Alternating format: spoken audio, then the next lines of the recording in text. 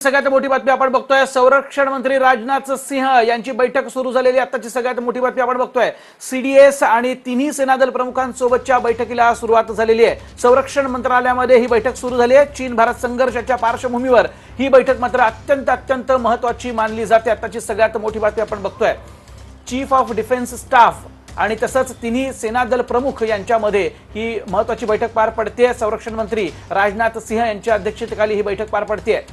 आता चर्चा होऊन त्यानंतर जो काही अहवाल असेल तो पंतप्रधान नरेंद्र मोदी यांना सादर केला जाईल. मात्र निर्णय प्रक्रियेमधली ही बैठक अत्यंत महत्त्वाची आहे. चीनला कशा प्रकारे उत्तर द्यायचं यासाठी सीडीएस, तिन्ही सेनादल प्रमुख आणि संरक्षण मंत्री यांच्यात ही अतिशय महत्त्वाची अशी बैठक संरक्षण मंत्रालयामध्ये सध्या पार पडते. सगळ्या जगाचं लक्ष लागलेलं आहे, कारण कुरापतखोर चीननं कशा प्रकारे दगा दिल्यानंतर आता भारताकडनं काय ऍक्शन घेतली जाणार आहे याकडे सगळ्यांचं लक्ष लागलेलं आहे.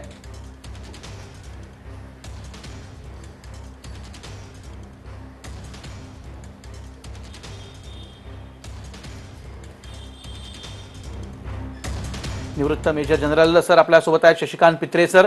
शशिकांत सर, खूप स्वागत आहे तुमचं. आत्ता जी मोठी बातमी आली ती आपण बघितलेली आहे की सीडीएस आणि तिन्ही सेनादल प्रमुखांची आता राजनाथ सिंह संरक्षण मंत्री हे बैठक घेत आहेत. या सगळ्याच्या पार्श्वभूमीवरती ही बैठक किती महत्त्वाची म्हणावी, कारण या सगळ्याच्यात भारताकडनं आता पुढे काय ऍक्शन घेतली जाईल हे सगळे मिळून नक्कीच ठरवत असतील. राजकीय इच्छाशक्ती देखील आणि राजकीय पाठिंबा देखील तितकाच महत्त्वाचा आहे. भारतीय सरकारकडनं कसा सपोर्ट केला जातो हे महत्त्वाचं आहे. ही बैठक खूप महत्त्वाची आहे सर.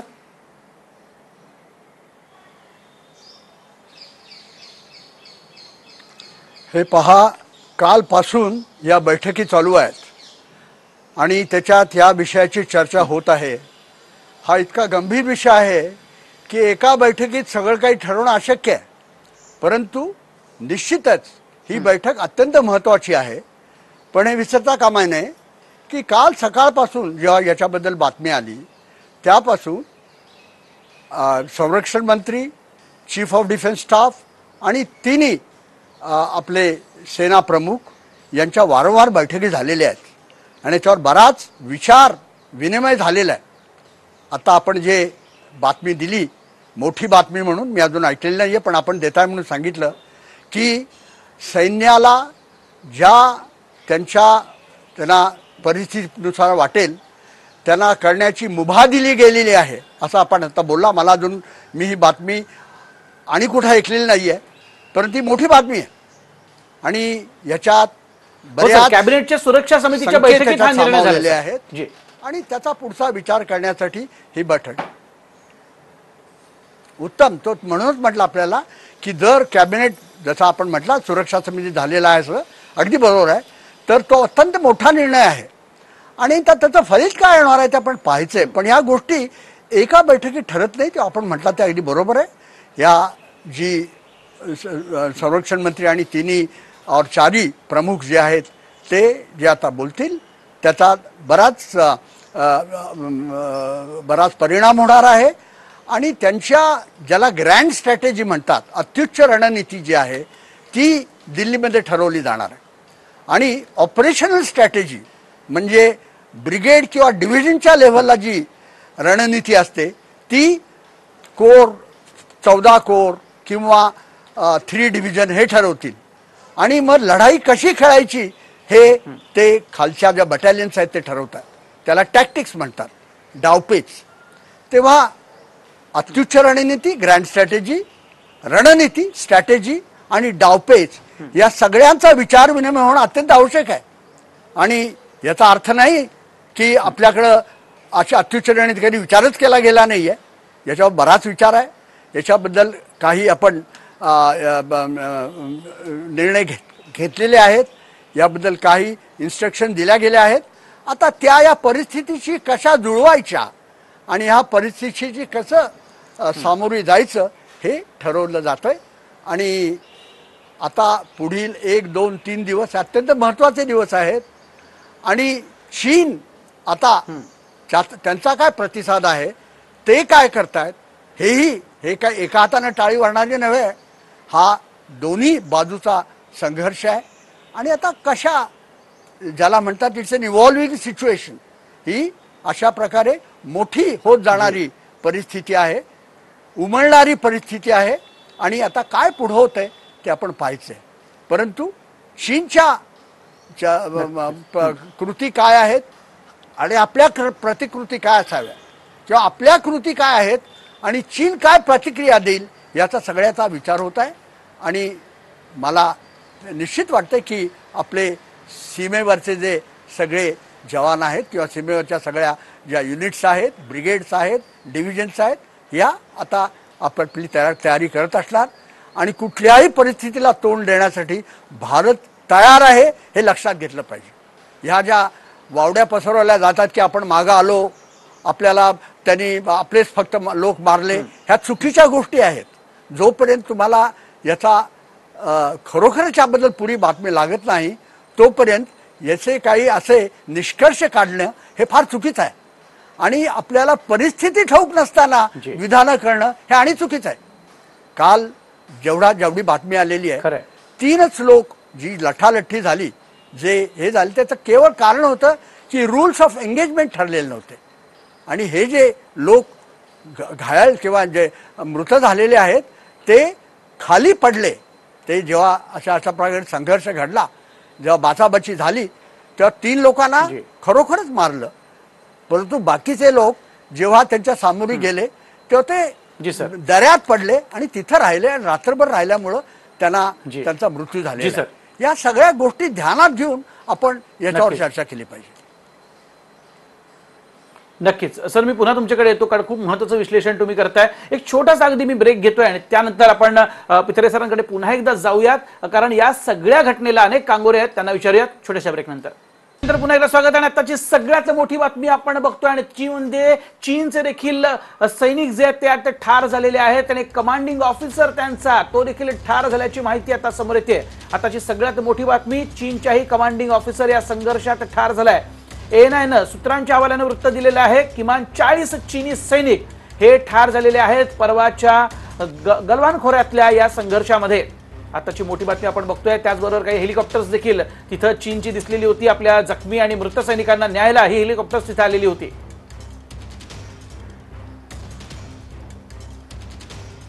आणि त्याच वेळेला आणखी एक मोठी बातमी येते. उत्तराखंडमध्ये भारतीय सैन्याच्या हालचाली वाढलेल्या आहेत. जोशीमठ परिसरातील सर्व छावण्या सध्या अलर्टवरती. सीमेवरती ITBPच्या आणखी 2 तुकड्या या तैनात केल्या गेलेल्या आहेत. आताची सगळ्यात मोठी बातमी आपण बघतोय. भारत आणि चीन सीमेवरचा एकूणच तणाव जो आहे तो गेले 2 दिवस वाढताना दिसतोय. मात्र भारताकडनं देखील सगळी तयारी केली जाते. उत्तराखंडमध्ये भारतीय सैन्याच्या हालचाली प्रचंड वाढल्यात.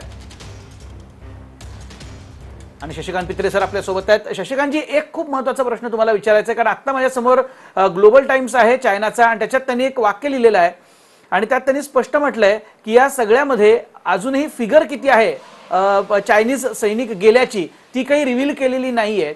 आत्ता जी माहिती येते ती अशी येते ANIच्या अर्थात हवाल्याने आहे की 40 जवळजवळ चीनी सैनिक ठार झालेले आहेत. त्यांचा कमांडिंग ऑफिसर देखील या संघर्षात ठार झालेला आहे. चीनकडनं हे सगळे फिगर्स का लपवली जात असतील? काय स्ट्रॅटेजी असेल?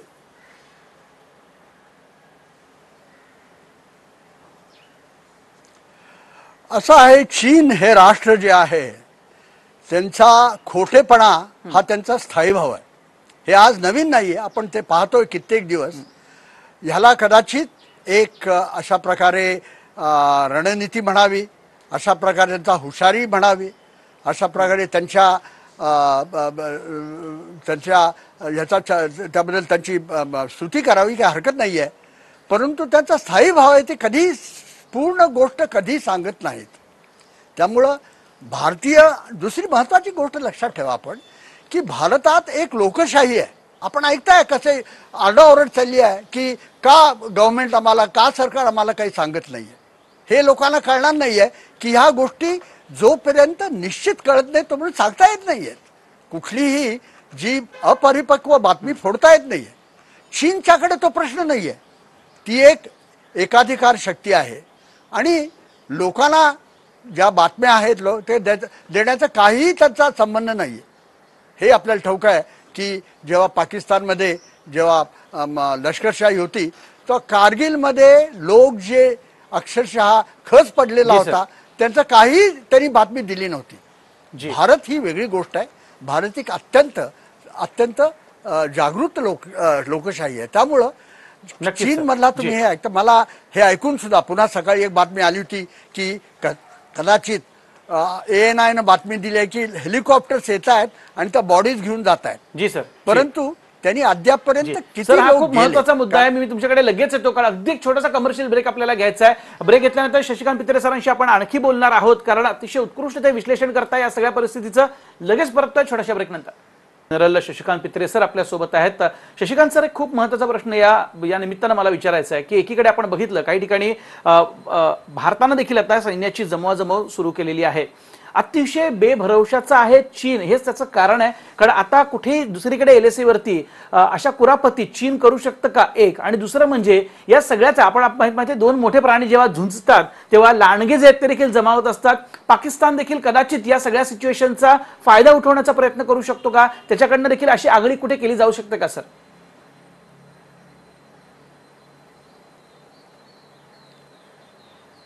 फार उत्तम प्रश्न आहे. आत्ताच आपण एक सैन्यात एक अत्यंत एक म्हण आहे की we must keep our powder always dry. आपण नेहमी सज्ज असलं पाहिजे. तुम्ही आताच बोलताना सांगितलं की उत्तराखंडात काही सैन्य हलतंय. आपली जी सीमा आहे चीन बरोबरची ती पार काराकोरम खिंडीपासून पार भारत बर्मा आणि चीनचा जो अरुणाचल प्रदेशचा जो तिठा आहे तिथपर्यंत आहे, जवळजवळ 4300 किलोमीटरची. त्यामुळे सर्व जागी आता आपल्याला सज्ज राहायला पाहिजे, याबद्दल प्रश्न नाही आहे. कुठलाही गृहीत धरता कामा नये आणि कोणी धरणार नाही आहे. भारताची सैन्य दलं ही अत्यंत व्यावसायिक सैन्य दलं आहेत. असे कोणी ऐरे गैरे कुठले तरी याच्यातलं सैन्य नाही आहे. त्यामुळे संपूर्ण सीमा, मला जागृत व्हायचा म्हणा प्रश्न नाही, आपण तिथं आहोतच. त्यामुळे सर्व ठिकाणी आपण आहोत. आणि आपण आता जे म्हटला की पाकिस्तानशी, हो का नाही, निश्चित होणार, आपण आहोत तिथं, प्रश्न नाही आहे. पण आपण कुठलाही गाफील कुठेही राहता कामा नये. आणि नुसता जरी आपण सतर्क राहिलो तरी ठीक आहे. एवढंच नाही तर नौसेना आहे, वायुसेना आहे, या सर्व लोकांनी, फक्त तुम्ही सीमेचं लक्षात घेऊ नका. याचा अर्थ असा नाही उद्या युद्ध चालू होईल, मुळीच होणार नाही आहे युद्ध. सध्या कुणालाही युद्ध परवडत नाही, इवन चीनला परवडत नाही आहे. चीनला 2049 सालपर्यंत जगातली फक्त एकच महाशक्ती व्हायचंय. आणि जर हे युद्ध झालं तर तीन तेरा होतील. कुणालाही युद्ध नको आहे. पण याचा अर्थ असा नाही की आपण काही गृहीत धरू. तुम्ही असं काय पहा की आपण जेव्हा इन्शुरन्स पॉलिसी घेतो तेव्हा आयुष्यभर आपण पैसे भरत राहतो. जर काही दुर्घटना घडली तर त्यावेळेला त्या इन्शुरन्स पॉलिसीची आपल्याला आवश्यकता पडते. सैन्य ही इन्शुरन्स पॉलिसी आहे. जी सर. जेव्हा दरवर्षी तुमच्याकडे अंदाजपत्रक येतात ते लोक म्हणतात, अरे सैन्यावर इतका पैसा खर्च करताय. या लोकांना असं कळत नाहीये की सैन्याचा पैसा खर्च केला म्हणजे लगेच त्याचे उद्या मिळणार नाहीये.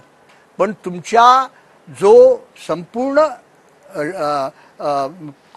देशात जो व्यापार चाललेला आहे, उदीम चाललेला आहे, त्याला धोका होईल जर सैन्य आपल्या राष्ट्रीय सुरक्षिततेला आणि सार्वभौमत्वाला काही धक्का पोचला तर. त्यामुळं सैन्य सर्व ठिकाणी सतर्क आहे.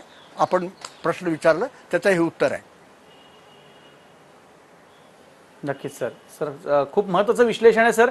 एक प्रश्न विचारतो, राजकीय प्रश्न नाही आहे हा सर, मात्र जी राजकीय परिस्थिती आहे त्याच्यावरती तुम्ही थोडासा प्रकाश टाकावा यासाठी हा प्रश्न आहे. मोदी आणि शी जिनपिंग यांच्या 2014 पासून सर 18 वेळा बैठका झाल्यात. मोदी स्वतः 5 वेळा चीनला जाऊन आलेत.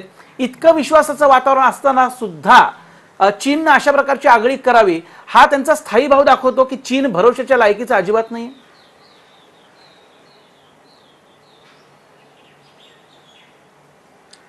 असं आहे, हे पहा, चीन भरोशाचा नाही त्यामुळे त्याच्याशी संबंध ठेवायचे नाहीत असं नाहीये. आपल्याला एक फ्रॉस्टचं एक अत्यंत मोठं विधान आहे की they are no permanent enemies, they are no permanent friends, they are only permanent interest. कायमचे शत्रू नाहीत, कायमचे मित्र नाहीत, फक्त राष्ट्रीय स्वारस्य, राष्ट्रीय हित आहेत. त्यामुळं प्रत्येक राज्य आपल्या हिताप्रमाणे प्रत्येक आपल्या राष्ट्रीय हिताप्रमाणे काम करत असतं, हे लक्षात ठेवा. त्यामुळे तुम्ही जे म्हणताय तर ते निश्चितच तुम्ही म्हणताय ते ठीक आहे की चीन आणि भारतचे जे संबंध आहेत ते चालत राहिले पाहिजेत, याबद्दल प्रश्नच नाही आहे. आणि आपले मोदी साहेब 5दा गेले, शी जिनपिंग आले, याचा काही परिणाम होणार आहे. आणि याचा काय परिणाम होणार आहे की जेव्हा परिस्थिती हाताबाहेर जाऊ लागेल तेव्हा काही रीतीनं ते आपण आपल्या आणू शकू आणि ते नियंत्रणात आणू शकू, हे निश्चितच आपल्याला ठाऊक असलं पाहिजे. नक्कीच. आणि हे सर अगदी खरं आहे की युद्धामध्ये आज सकाळी जे मित्र आहेत ते संध्याकाळी पण मित्र राहतील, अशातला काही भाग नसतो, ते शत्रूही होऊ शकतात, असं आपण वारंवार बघितलेलं आहे. त्या अनुषंगाने एक मग सर असा प्रश्न आहे की आपण आपल्या राष्ट्राचं हित केवळ बघणं हेच उत्तम, ते आपण आता यावेळेला कसं बघावं?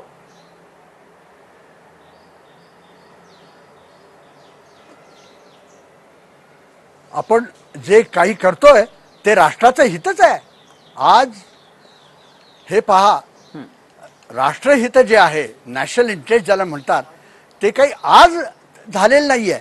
हे कायम आपण आपल्याबद्दल आपण राष्ट्रहित आपली, आणि राष्ट्रहित म्हणजे फक्त लष्कराचं नाही आहे, वेगवेगळे जे आपल्या वेगवेगळे राष्ट्रहिताचे अनेक अशा प्रकारे पैलू आहेत. त्याच्यातलं लष्करी हे लष्कर एक राष्ट्रहित आहे. त्यामुळं निश्चितच आपली जी पावलं उचलू ती केवळ राष्ट्रहिताकरता असतील, ज्यामुळं आपल्या राष्ट्रहिताला बाधा येईल असं काही आपण करणार नाही. आणि त्या राष्ट्रहितातलं एक हित आहे जे ज्याला आपण म्हणता की आपलं अर्थहित. जर हे युद्ध झालं तर आपली जी अर्थव्यवस्था आहे ती अनेक दिवसाकरता अशा प्रकारे दुर्बल होऊन जाईल, तेही राष्ट्रहित आहे. या सगळ्याचा विचार केला पाहिजे. ते उगीच डोकं फिरून आम्ही आता चीनवर आम्ही हल्ला करू, हे राष्ट्रहित नाही आहे.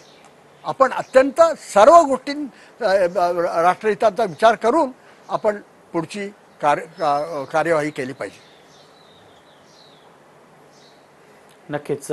युद्ध हा काही एक केवळ पर्याय नाहीये आणि बाकीच्या देखील गोष्टींचा विचार राष्ट्राच्या हितासाठी केला पाहिजे. सर, खूप महत्त्वाचा मुद्दा आहे. सर, पुन्हा मी तुमच्याकडे येतो, एक ब्रेकिंग न्यूज घेतोय, कारण या सगळ्यामध्ये अमेरिकेनं देखील आता म्हटलेलं आहे की भारत आणि चीनच्या या संघर्षावरती आमचं बारीक लक्ष आहे. आणि अमेरिकेच्या परराष्ट्र मंत्र्यांनी आता स्टेटमेंट देखील दिलेलं आहे. या संदर्भातलं चर्चेनं भारत आणि चीन या गोष्टी सोडवेल अशी आशा देखील त्यांनी व्यक्त केलेली आहे. हे एक आहे. तर दुसरीकडे आपण बघतोय जगभरातनं प्रतिक्रिया ज्या आहेत या संघर्षावरती देखील येऊ लागलेल्या आहेत.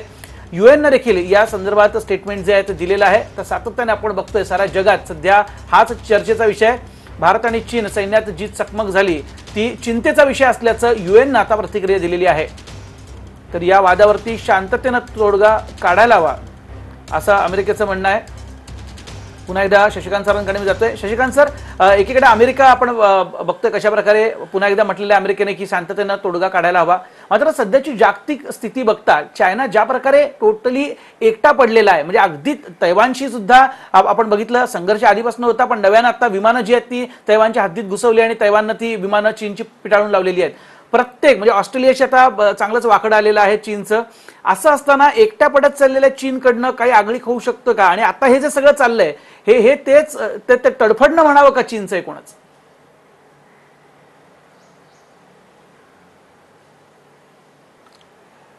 चीन जे सध्या करतो आहे माझ्या मते, आणि हे काय गुप्त गोष्ट नाही आहे, त्याला करोनामध्ये जी अशा प्रकारे मार खावा लागलेला आहे आणि प्रत्येक देश त्याच्या विरुद्ध जातो आहे, त्याचं निदान इतका प्रयत्न आहे की भारत आपल्या खूप विरुद्ध जाऊ नये. हे त्यांचं कारण असलं तर ते फार मोठी चूक करतात. आज चीन आपण जसं म्हटला तसे पाकिस्तान सोडून, आणि पाकिस्तान हे काही राष्ट्र गणतीत घेता येत नाही, पाकिस्तान हे केवळ सध्या चीनचं गौण राष्ट्र बनलेलं आहे. पाकिस्तान सोडून आणि नॉर्थ कोरिया उत्तर कोरिया सोडून खरोखरच चीनला कुठलेही मित्र राहिलेले नाही आहेत. आपण आता तैवानबद्दल बोललात, तैवान हा चीनचा एक भाग होता. आपल्याला आश्चर्य वाटेल की चीन तैवानला इतकं घाबरतो किंवा त्याच्याबद्दल इतकी चिंता करतो की चीनचे 40% जे मिसाईल्स आहेत ती कायम तैवानवर रोखलेली असतात. त्यांचं असं मत आहे की कधी काही होऊ जी शकेल. सर, जी तेव्हा चीन हा अत्यंत जी जेव्हा जसा आपण म्हटलं की चीनला एक मोठी सत्ता व्हायची आहे तर त्यांना हे केलंच पाहिजे. बरोबर. जी सर, जी. शशिकांत सर, खूप धन्यवाद या सगळ्या विश्लेषणासाठी. शशिकांत पित्रे सर होते, निवृत्त मेजर जनरल आहेत आणि त्यांनी अतिशय उत्कृष्ट या सगळ्याचं विश्लेषण केलेलं आहे. कारण आपण बघतोय चीन आणि भारताच्या या संघर्षाला अनेक पैलू आहेत आणि या तज्ज्ञांकडून आपण हे सगळे पैलू जे आहेत ते समजून घेतोय.